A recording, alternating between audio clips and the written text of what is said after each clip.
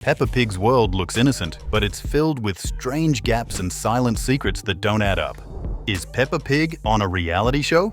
In the episode TV Land, Miss Rabbit films Peppa at a studio while she smiles and laughs with her family. That exact clip is then reused at the beginning of every single episode. The same painted sky, the same laugh, the same moment on loop. What's worse is what happens next. Each episode opens with a slow camera zoom through the window of someone's home. No one notices the lens, and no one ever questions it. It doesn't feel like animation anymore. It feels like surveillance. According to the theory, this was the moment Peppa's life quietly became a show, just like The Truman Show. But unlike Truman, she never starts to suspect a thing.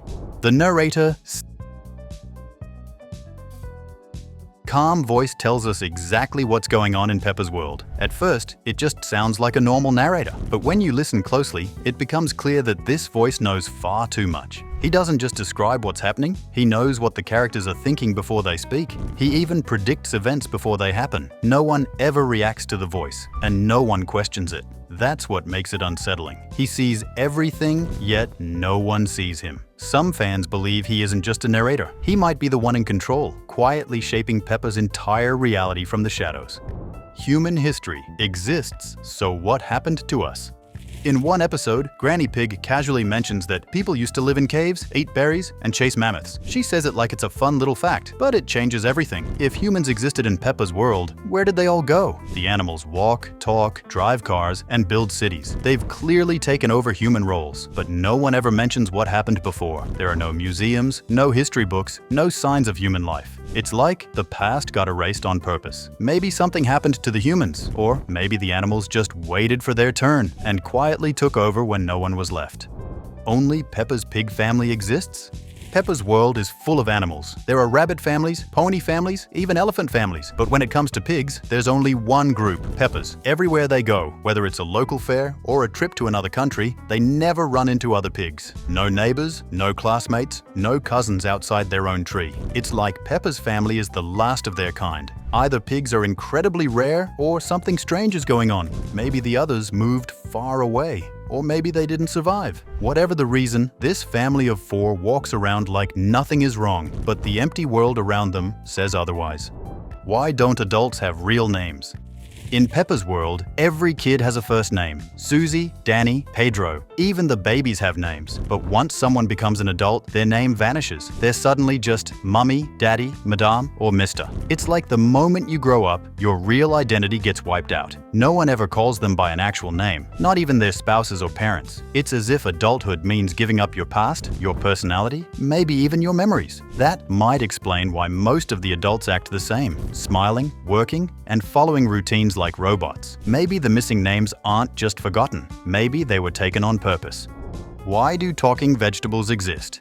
Most animals in Peppa's world act like people. That's weird enough, but then came the vegetables. Mr. Potato talks, hosts TV shows, and wears a hat. Super Potato can fly. They aren't costumes. These vegetables have eyes, mouths, and full personalities. They speak, move, and sometimes even save lives. No one finds this strange, not even the animals who eat vegetables. Imagine chomping into a carrot while another one is waving at you from a billboard. It makes no sense. Are these veggies mutated? Were they grown in a lab? Or did something go horribly wrong in someone's garden? Whatever the answer is, it's clear. The food in this world is way too alive.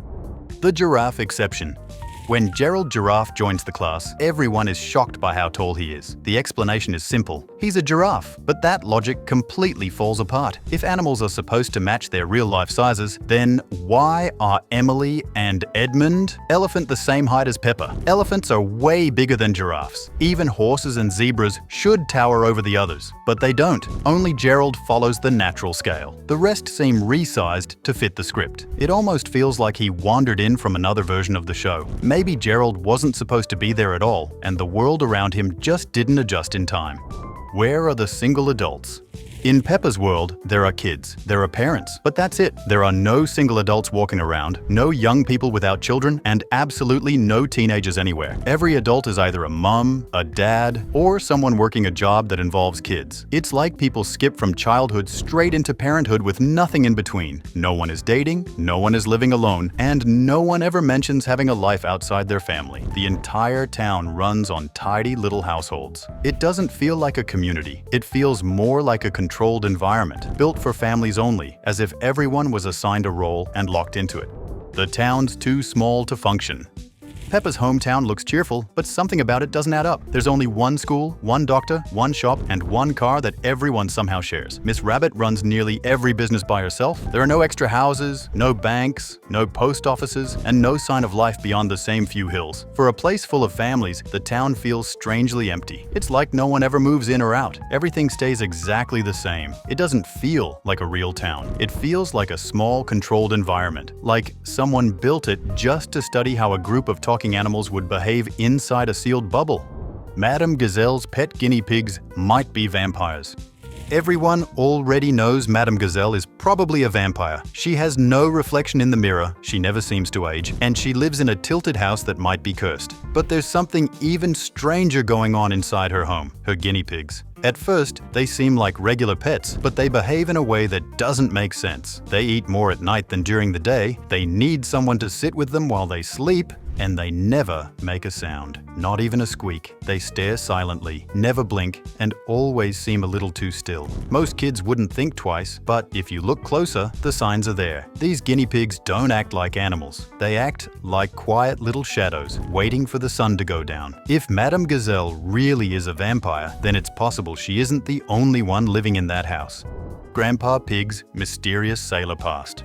Grandpa Pig wears a sailor's hat and loves sailing, but there's something odd about how he talks about the sea. He never mentions real naval stories. Instead, he brings up pirates, treasure, and sea monsters. He gives George a pirate hat and even keeps a pirate flag on his boat. No one questions it, but it feels like he's avoiding something. He never talks about what kind of sailor he actually was or where he sailed. It's like he's hiding parts of his past on purpose. Maybe he wasn't just a sailor. Maybe he spent his early years as a pirate and quietly swapped the skull and crossbones for a garden shovel.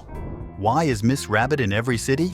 No matter where Peppa's family goes, Miss Rabbit is already there. She shows up in every country, speaking the local language, working the local jobs, and somehow blending in perfectly. She has been seen driving taxis in America, flying planes in Italy, and managing gift shops on Moon. It makes no sense. Travel takes time, and no one can hold that many jobs at once, especially across different continents. The most logical answer is also the weirdest one. Either Miss Rabbit can teleport between cities, or there is more than one of her. She might be a clone, a government agent, or part of some strange global experiment no one talks about.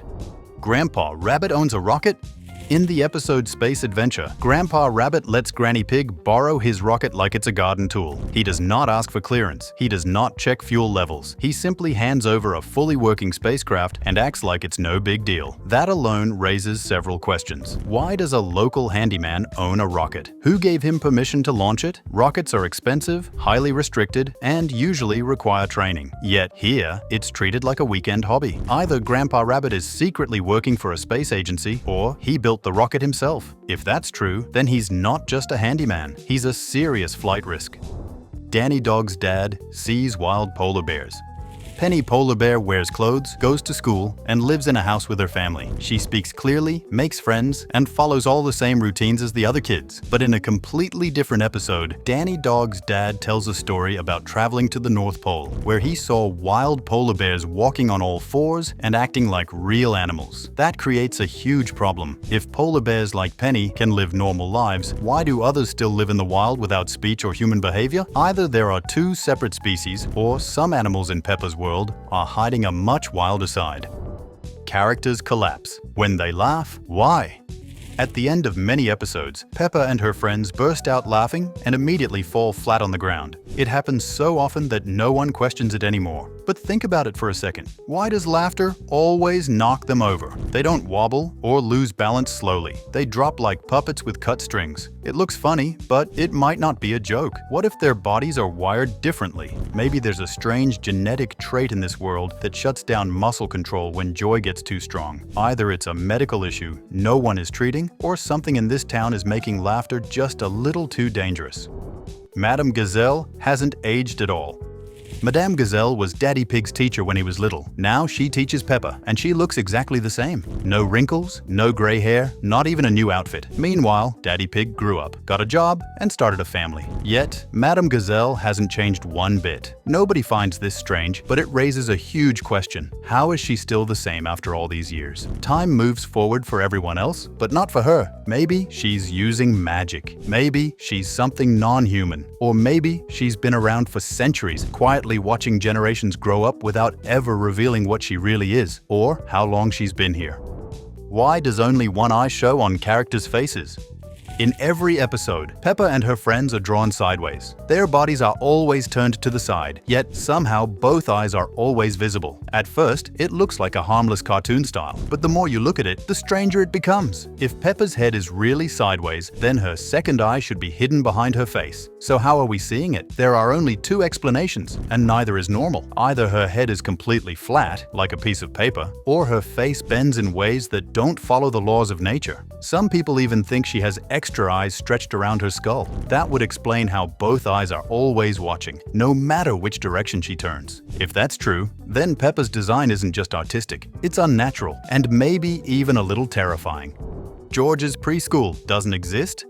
George is 2 years old, Peppa is 4, yet somehow they both sit in the same class, learn the same lessons, and follow the same daily routine. That should not be possible. Most schools separate children by age to match their learning levels. But in Peppa's world, there's only one classroom, one teacher, and one group of kids. Now that baby Evie Pig has arrived, will she also join the same class before she can talk properly? Nothing about the school setup makes sense. It feels less like a real education system and more like a staged performance. The building never changes. Madame Gazelle teaches every subject. There are no tests, no books, and no graduation. The more you watch, the clearer it becomes. This school might not be for learning at all. It might just be a set, built to make the characters believe they're learning something when they actually aren't. There might be a crocodile colony underwater. Mrs. Crocodile works at the zoo, wears clothes, and lives a perfectly normal life. She speaks clearly, follows rules, and fits right into the town. But in another episode, Grandpa Rabbit tells a story about being chased by wild crocodiles while swinging over a swamp. These crocodiles are not friendly. They crawl, growl, and try to bite anything that moves. That creates a strange and creepy problem.